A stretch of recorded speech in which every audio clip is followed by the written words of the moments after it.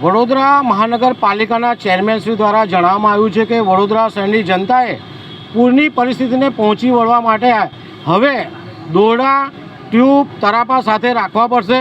એનો અમે સખ્ત વિરોધ બતાવવા માટે આવ્યા છે, કારણ કે વડોદરા શહેરની જનતા વેરો ભરીને છે, વેરાનું વળતર આપવાની જવાબદારી વડોદરા મહાનગરપાલિકાની છે। પરંતુ હાલમાં જોઈ શકો છો વિશ્વામિત્રી નદીમાં પૂર આવ્યા, પૂરના પાણી સમગ્ર વડોદરા શહેરને ડૂબાડી ગયા।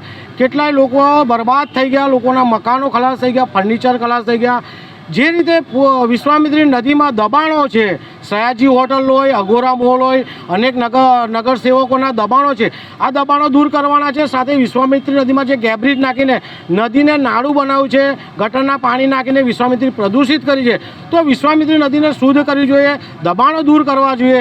તેની જગ્યાએ વડોદરા શહેરની જનતા જે વેરો ભરે છે, વેરાનું વળતર આપવું જોઈએ, તેની જગ્યાએ આ લોકો જનતાને હવે ડાહી શિખામણ આલવા નીકળી પડ્યા છે। ત્યારે આવા ચેરમેનને, આવા વડોદરા મહાનગરપાલિકાનો વિરોધ કરીએ છીએ।